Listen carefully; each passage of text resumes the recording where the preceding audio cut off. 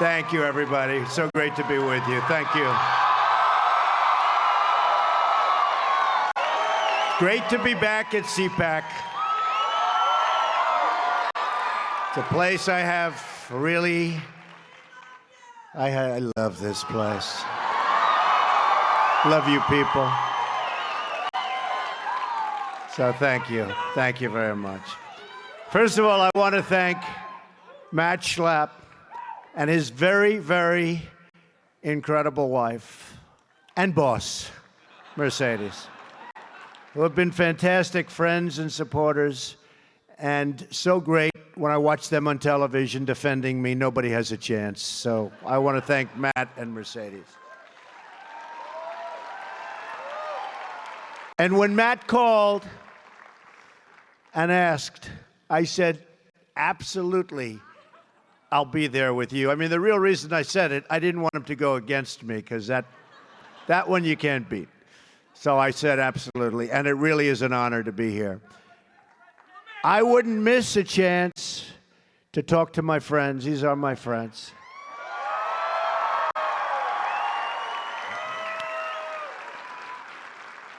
And we'll see you again next year and the year after that. And I'll be doing this with CPAC whenever I can, and I'll make sure that we're here a lot. You know, if you remember my first major speech, sit down, everybody, come on. You know, the dishonest media, they'll say, he didn't get a standing ovation. You know why? No, you know why? Because everybody stood and nobody sat. So they will say, he never got a standing ovation, right? That's the way they are. They are the worst.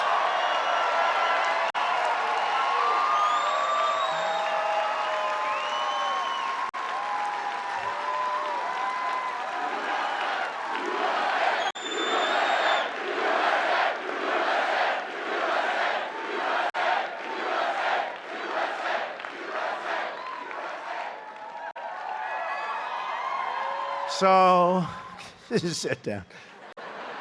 Donald Trump did not get a standing ovation. They leave out the part, they never sat down. They leave that out.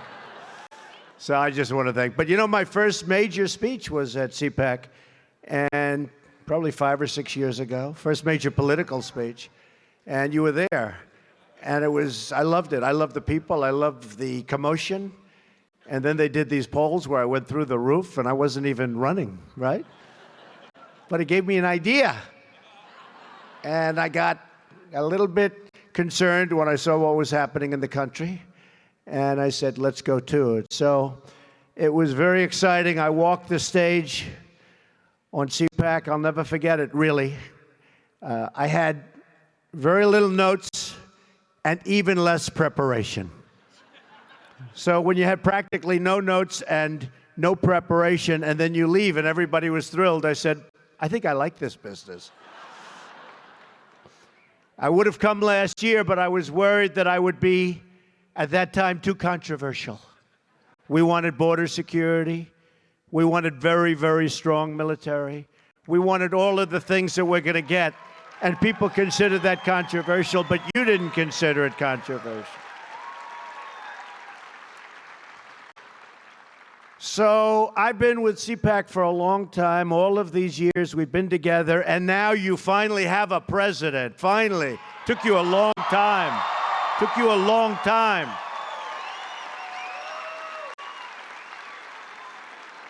And it's patriots like you that made it happen, believe me. Believe me. You did it because you love your country, because you want a better future for your children, and because you want to make America great again.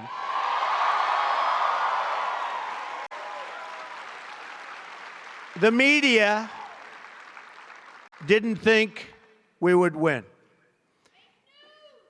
The pundits, you're right, they had an idea. The pundits didn't think we'd win. The consultants that suck up all that money, oh, they suck it up. They're so good. They're not good at politics, but they're really good at sucking up people's money. especially my opponents, because I kept them down to a minimum. But the consultants didn't think we would win. But they all underestimated the power of the people, you. And the people proved them totally wrong. And this is so true, and this is what's been happening. Never underestimate the people. Never. I don't think it'll ever happen again.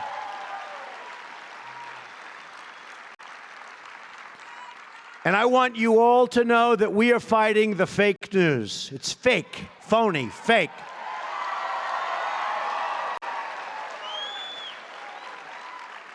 A few days ago, I called the fake news the enemy of the people, and they are. They are the enemy of the people.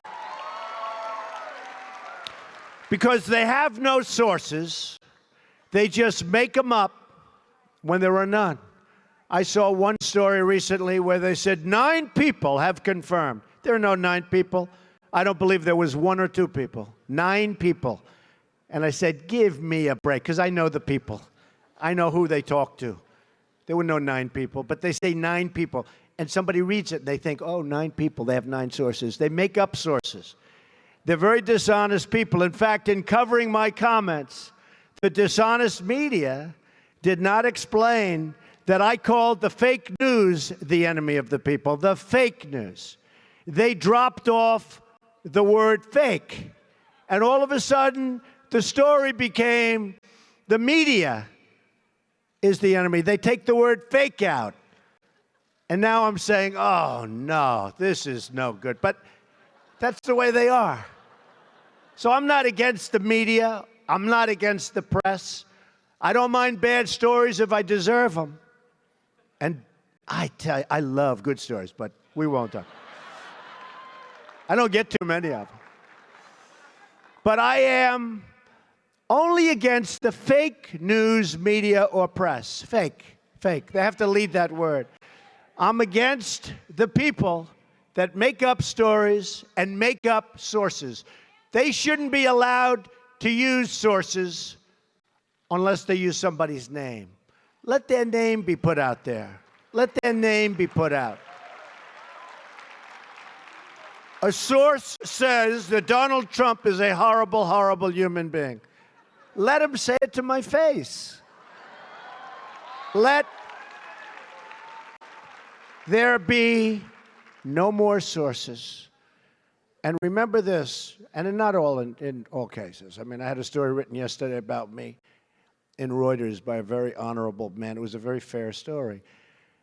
There are some great reporters around. They're talented, they're honest as the day is long. They're great.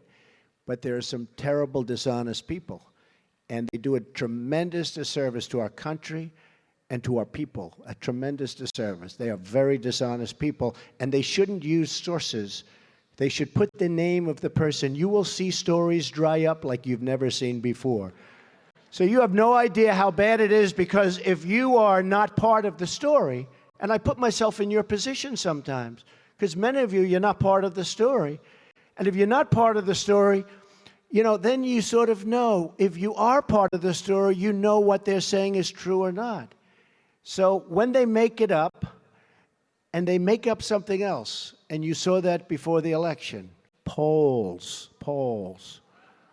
The polls. They come out with these polls, and everybody was so surprised. Actually, a couple of polls got it right. I must say, Los Angeles Times did a great job. Shocking, because, you know, they did a great job. And we had a couple of others that were right. But generally speaking, I mean, I can tell you the network. Somebody said, a poll came out. And I say, what network is it? And they'll say a certain, let's not even mention names, right? Sure.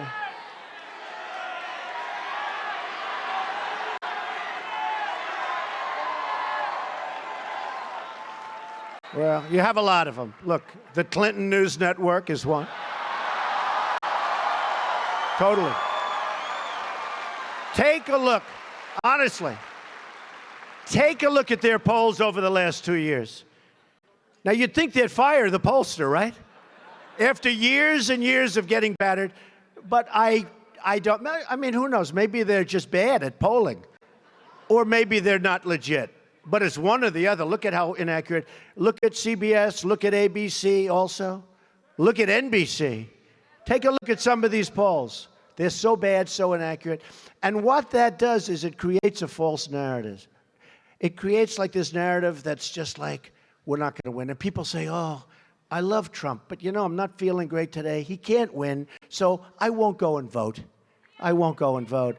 It creates a whole false deal. And we have to fight it, folks. We have to fight it. They're very smart, they're very cunning, and they're very dishonest. So just to conclude, I mean, it's a very sensitive topic, and they get upset when we expose their false stories. They say that we can't criticize their dishonest coverage because of the First Amendment. You know, they always bring up the First Amendment. And I love the First Amendment. Nobody loves it better than me. Nobody. I mean, who uses it more than I do? But the First Amendment gives all of us, it gives it to me, it gives it to you, it gives it to all Americans, the right to speak our minds freely. It gives you the right and me the right to criticize fake news and criticize it strongly.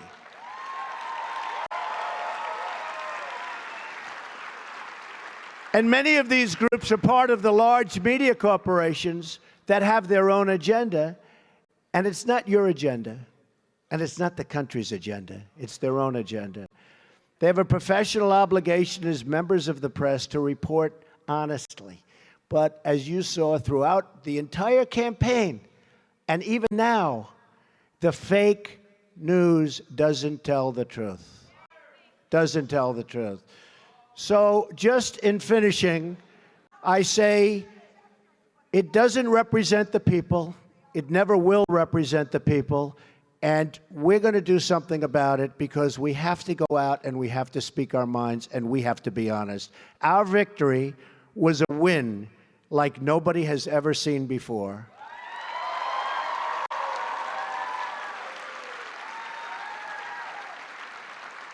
And I'm here fighting for you, and I will continue to fight for you. The victory and the win was something that really was dedicated to a country and people that believe in freedom, security, and the rule of law. Our victory was a victory and a win for conservative values.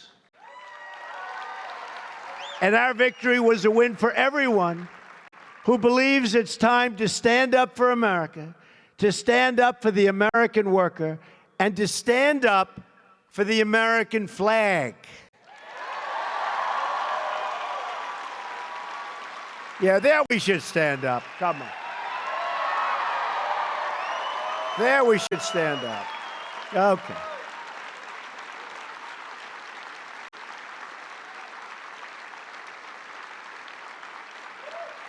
And by the way, we love our flag. And by the way, you folks are in here, the place is packed. There are lines that go back 6 blocks. And I tell you that because you won't read about it, okay? But there are lines that go back 6 blocks. There is such love in this country for everything we stand for. You saw that on Election Day. And you're going to see it more and more. So we're all part of this very historic movement, a movement the likes of which, actually, the world has never seen before.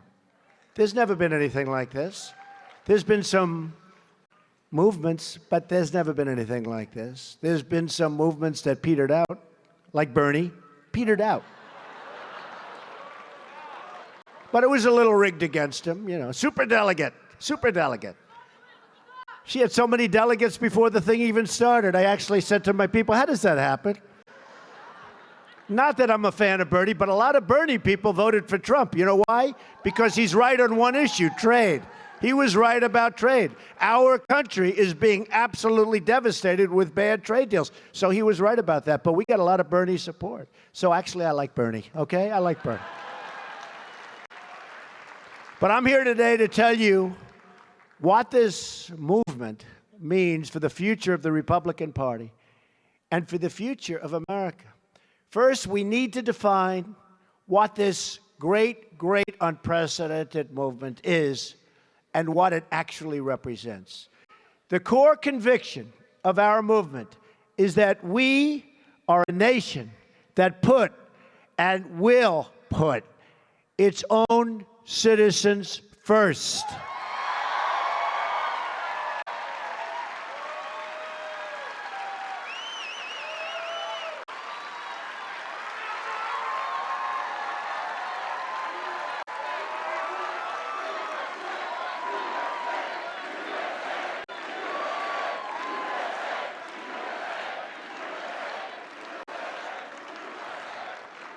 For too long, we've traded away our jobs to other countries. So terrible. We've defended other nations' borders while leaving ours wide open. Anybody can come in. Oh, we're going to build the wall. Don't worry about it. We're building the wall. We're building the wall. In fact, it's going to start soon. Way ahead of schedule. Way ahead of schedule.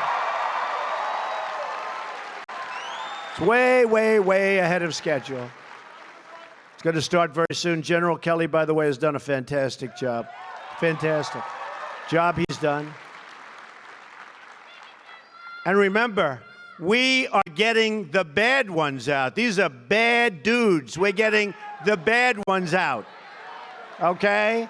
We're getting the bad. If you watch these people, it's like, oh, gee, that's so sad. We're getting bad people out of this country, people that shouldn't be, whether it's drugs or murder or other things. We're getting bad ones out. Those are the ones they go first, and I said it from day one. Basically, all I've done is keep my promise.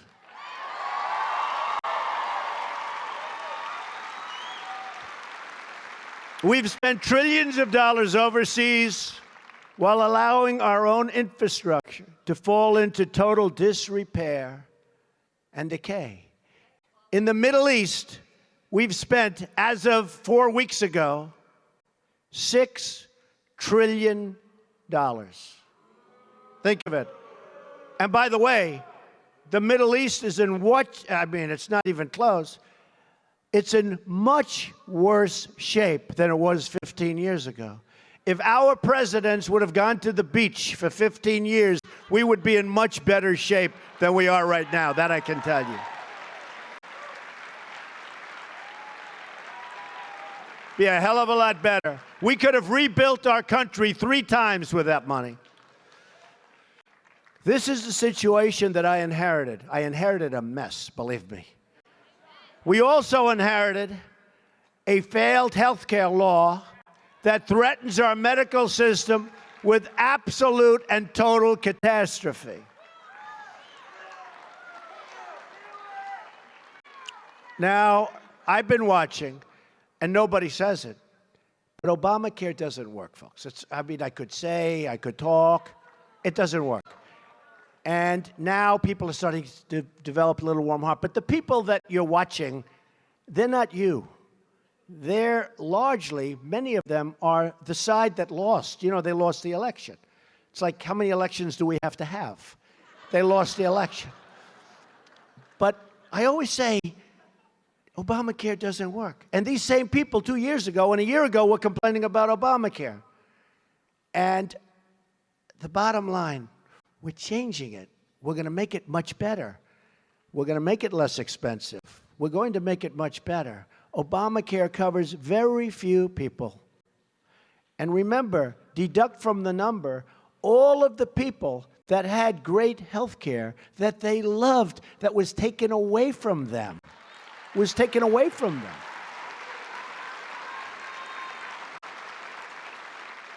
Millions of people were very happy with their health care. They had their doctor, they had their plan. Remember the lie? 28 times. You can keep your doctor. You can keep your plan. Over and over and over again, you heard it. So we're going to repeal and replace Obamacare.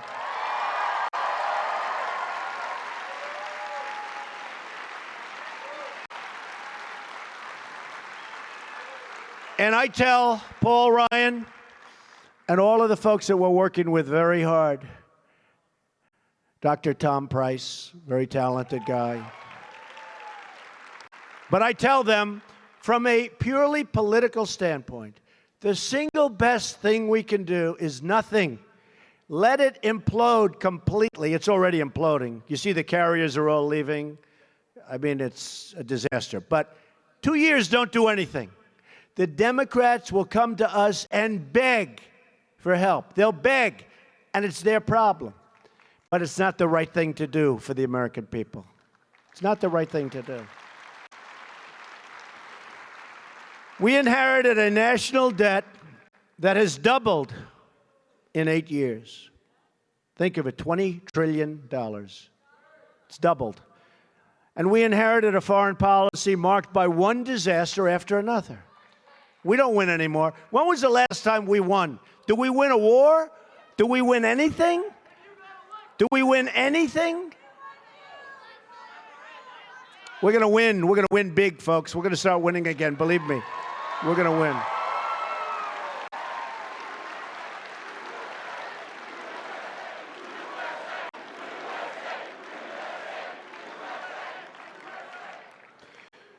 But we're taking a firm, bold, and decisive measure.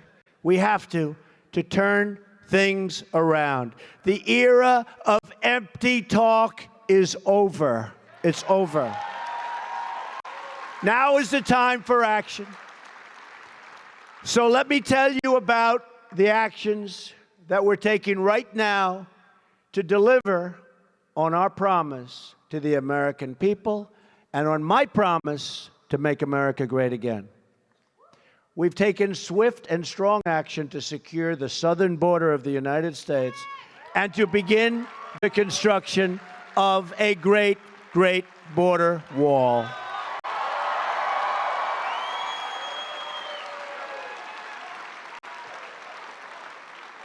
By doing this, and with the help of our great border police, with the help of ICE, with the help of General Kelly, and all of the people that are so passionate about this, our Border Patrol, I'll tell you what they do.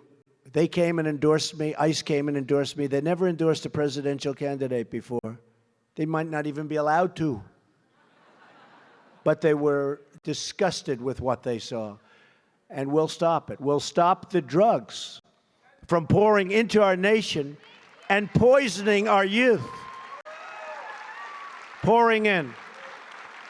Pouring in. We get the drugs, they get the money. We get the problems, they get the cash. No good, no good. Going to stop.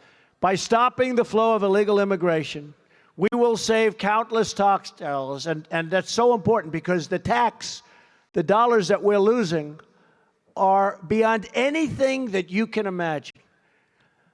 And the tax dollars that can be used to rebuild struggling American communities, including our inner cities.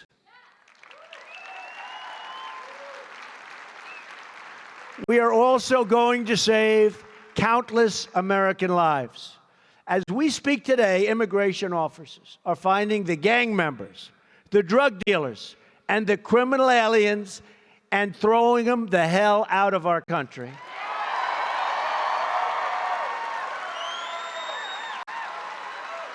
And we will not let them back in. They're not coming back in, folks. They do, they're going to have bigger problems than they ever dreamt of. I'm also working with the Department of Justice to begin reducing violent crime. I mean, can you believe what's happening in Chicago, as an example? 2 days ago, 7 people were shot. And I believe killed. 7 people. 7 people. Chicago, a great American city. 7 people shot and killed. We will support the incredible men and women of law enforcement.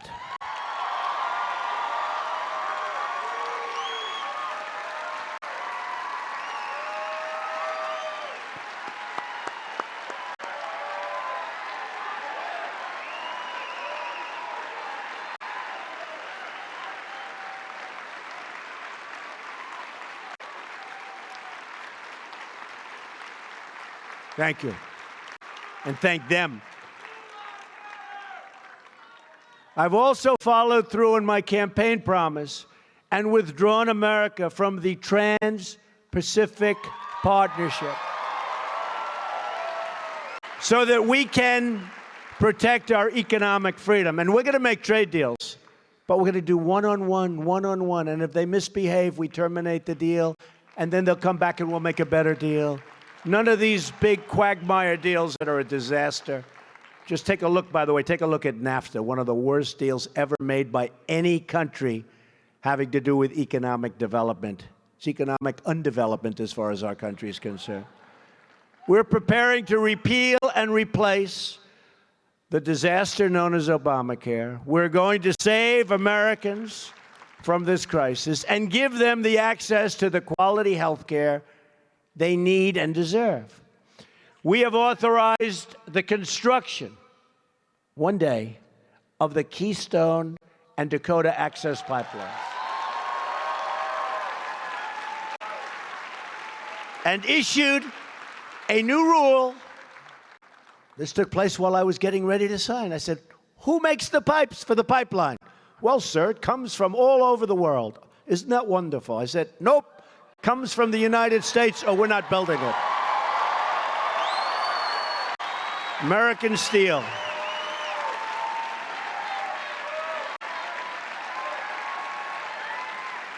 If they want a pipeline in the United States, they're going to use pipe that's made in the United States. Do we agree? But can you imagine, I told the story the other day, can you imagine the gentleman, never met him, don't even know the name of his company. I actually sort of know it, but I want to get it exactly correct. Big, big, powerful company. They spent hundreds of millions of dollars on the pipeline. Same thing with the Dakota, different place. They got their approvals, everything in the case of Dakota, then all of a sudden they couldn't connect it because they had people protesting that never showed up before. But with the Keystone, so they spent hundreds of millions of dollars with bloodsucker consultants, you know, sucking the blood out of the company. Don't worry, I used them all my life, okay? Don't worry, we're going to get it approved, I'm connected, I'm a lobbyist, don't worry. Bottom line, Obama didn't sign it, right?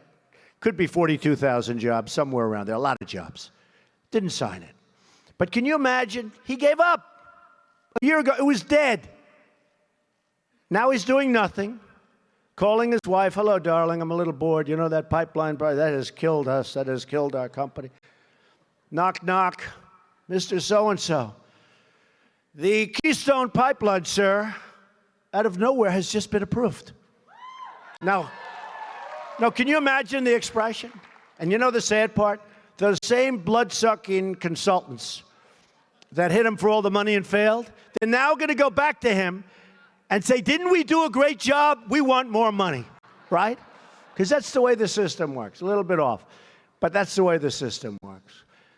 We're preparing bold action to lift the restrictions on American energy, including shale oil, natural gas, and beautiful, clean coal, and we're going to put our miners back to work. Miners are going back to work.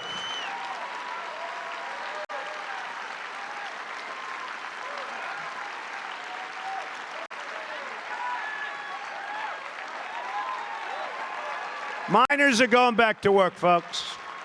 Sorry to tell you that, but they're going back to work. We have begun a historic program to reduce the regulations that are crushing our economy, crushing. And not only our economy, crushing our jobs because companies can't hire. We're going to put the regulation industry out of work and out of business. And by the way, I want regulation. I want to protect our environment. I want regulations for safety. I want all of the regulations that we need, and I want them to be so strong and so tough. But we don't need 75% of the repetitive, horrible regulations that hurt companies, hurt jobs, make us non-competitive overseas with other companies from other countries. That we don't need. But we're going to have regulation. It's going to be really strong and really good, and we're going to protect our environment, and we're going to protect the safety of our people and our workers, okay?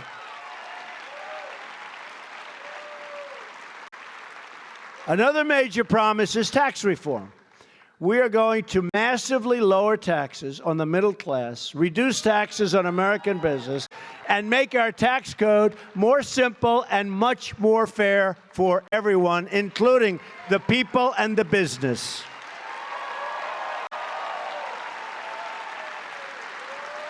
Thank you.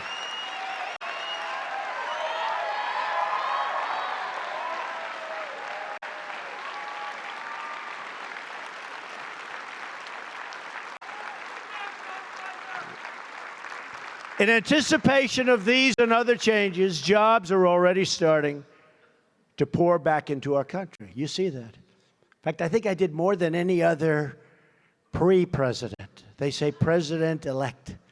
President-elect is meeting with Ford. He's meeting with Chrysler. He's meeting with General Motors. I just want to save a little time.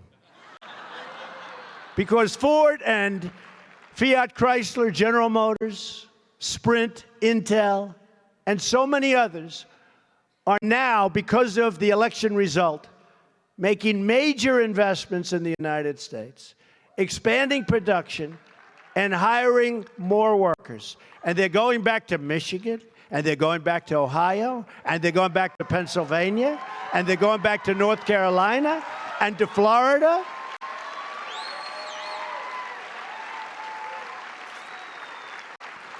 It's time for all Americans to get off of welfare and get back to work. You're going to love it. You're going to love it. You are going to love it.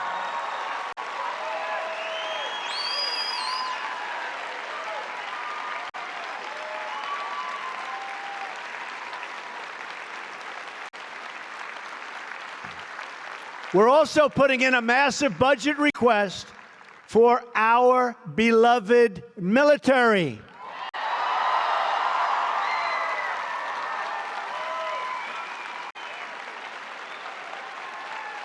And we will be substantially upgrading all of our military, offensive, defensive, everything, bigger and better and stronger than ever before. And hopefully we'll never have to use it, but nobody's going to mess with us, folks. Nobody.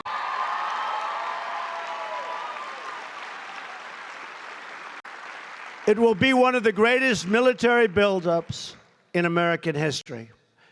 No one will dare question, as they have been, because we're very depleted, very, very depleted. Sequester. Nobody will dare question our military might again. We believe in peace through strength, and that's what we will have.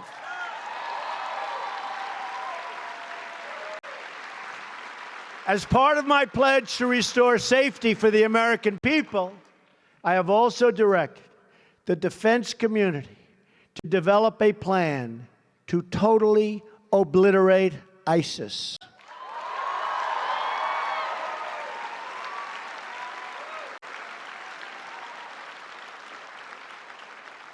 Working with our allies, we will eradicate this evil from the face of the earth. At the same time, we fully understand that national security begins with border security. Foreign terrorists will not be able to strike America if they cannot get into our country. And by the way, take a look at what's happening in Europe, folks. Take a look at what's happening in Europe. I took a lot of heat on Sweden. And then a day later, I said, has anybody reported what's going on? And it turned out that they didn't, not too many of them did. Take a look at what happened in Sweden. I love Sweden. Great country, great people. I love Sweden. But they understand I'm right. The people over there understand I'm right. Take a look at what's happening in Sweden. Take a look at what's happening in Germany. Take a look at what's happened in France. Take a look at Nice and Paris. I have a friend. He's a very, very substantial guy. He loves the City of Lights. He loves Paris.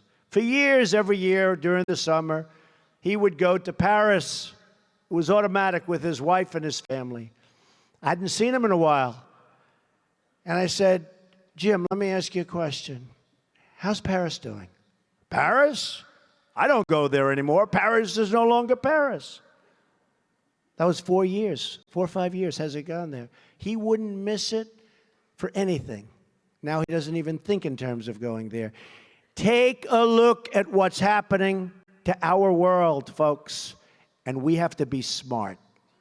We have to be smart. We can't let it happen to us.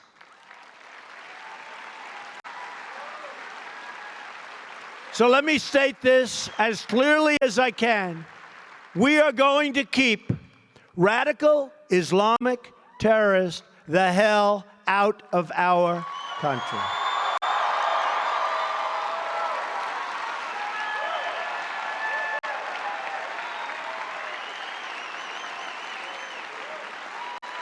We will not be deterred from this course. And in a matter of days, we will be taking brand new action to protect our people and keep America safe. You will see the action. I will never, ever apologize for protecting the safety and security of the American people. I won't do it. If it means I get bad press, if it means people speak badly of me, it's okay. It doesn't bother me. The security of our people is number one, is number one.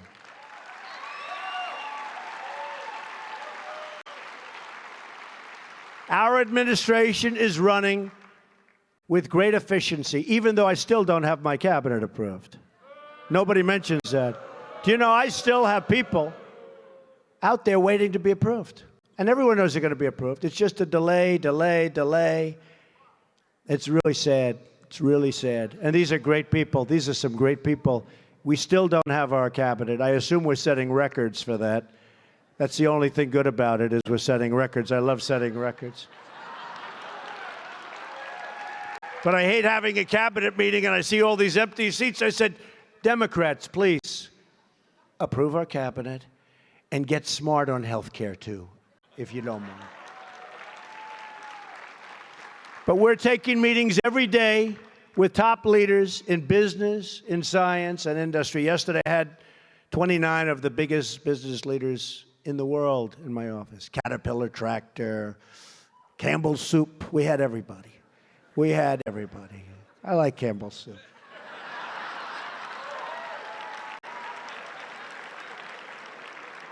We had everybody.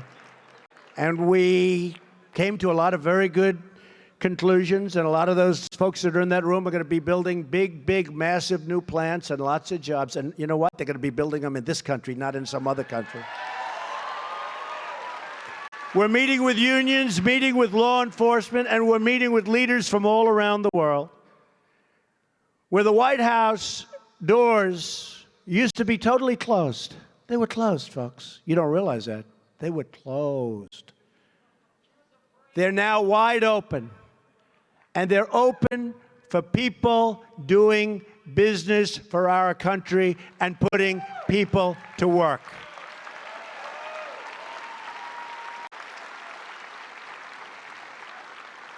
And when they come into the White House, we're translating these meetings into action. One by one, we're checking off the promises we made to the people of the United States, one by one. A lot of promises. And we will not stop until the job is done. We will reduce your taxes. We will cut your regulations. We will support our police. We will defend our flag.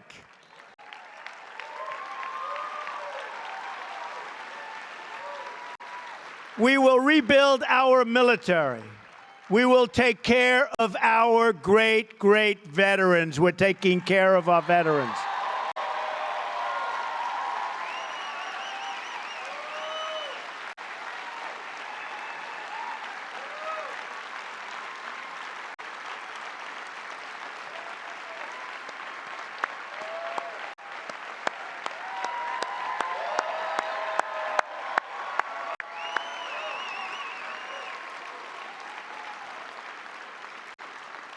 We will fix our broken and embarrassing trade deals that are no good.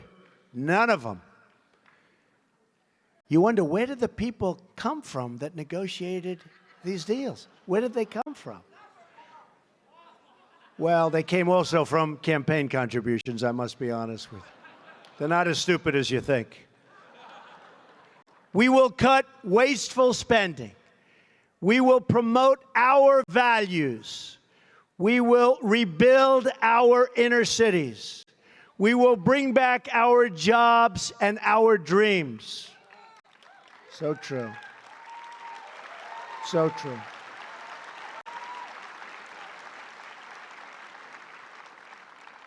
And by the way, we will protect our Second Amendment.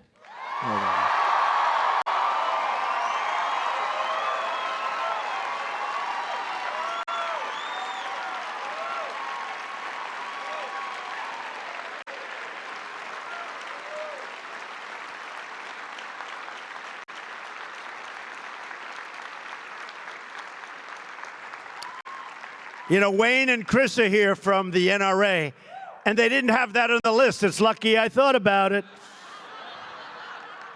But we will indeed. And they're great people. And by the way, they love our country. They love our country. The NRA has been a great supporter. They love our country. The forgotten men and women of America will be forgotten no longer. That is the heart of this new movement and the future of the Republican Party. People came to vote, and these people, the media, they said, where are they coming from? What's going on here?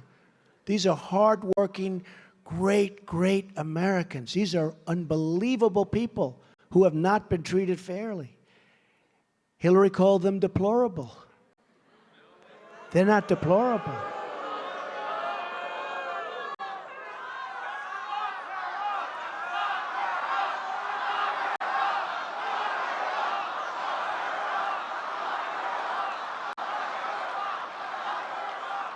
Who would have thought that a word was going to play so badly? That's the problem in politics. One wrong word, and it's over. She also said irredeemable, but we won't mention that. The GOP will be, from now on, the party also of the American worker.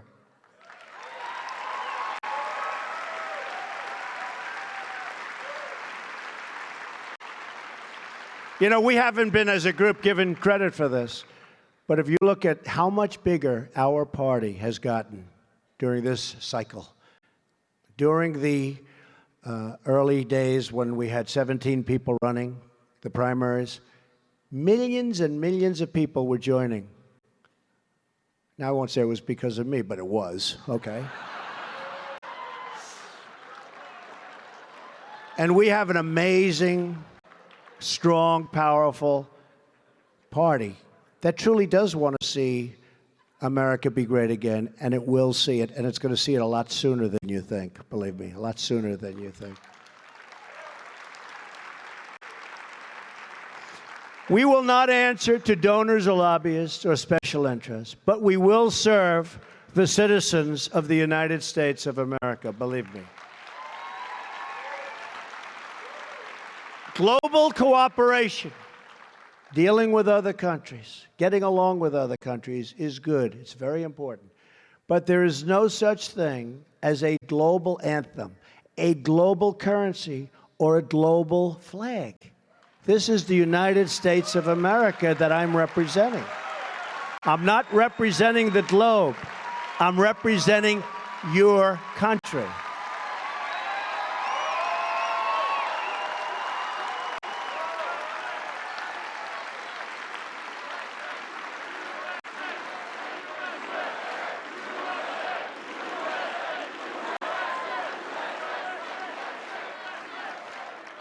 There is one allegiance that unites us all, and that is to America. America. It's the allegiance to America. No matter our background or income or geography, we're all citizens of this blessed land. And no matter our color or the color of the blood we bleed, it's the same red blood of great, great patriots. Remember, great patriots. We all salute with pride the same American flag, and we all are equal, totally equal, in the eyes of Almighty God. We're equal.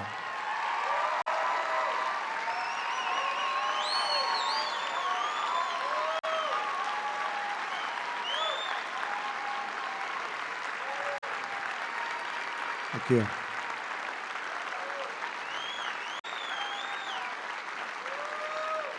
And I want to thank, by the way, the evangelical community, the Christian community, communities of faith, rabbis and priests and pastors, ministers, because the support for me was a record, as you know, not only in terms of numbers of people, but percentages of those numbers that voted for Trump. So I want to thank you folks. That was amazing, an amazing outpouring.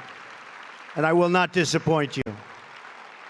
As long as we have faith in each other and trusted God, then there is no goal at all beyond our reach. There is no dream too large, no task too great. We are Americans, and the future belongs to us. The future belongs to all of you. And America is coming about, and it's coming back, and it's roaring, and you can hear it. It's going to be bigger and better. It is going to be. It is going to be. Remember. And it's roaring.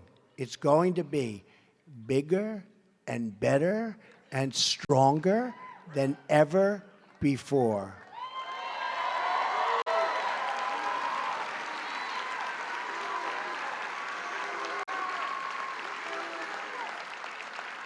I want to thank you, and Matt and Mercedes. I want to thank the two of you and all of the supporters that I have. I see them, they're all over the place.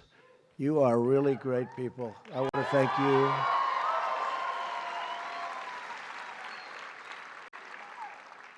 And I want to say to you, God bless you, and God bless the United States of America. Thank you, folks. Thank you.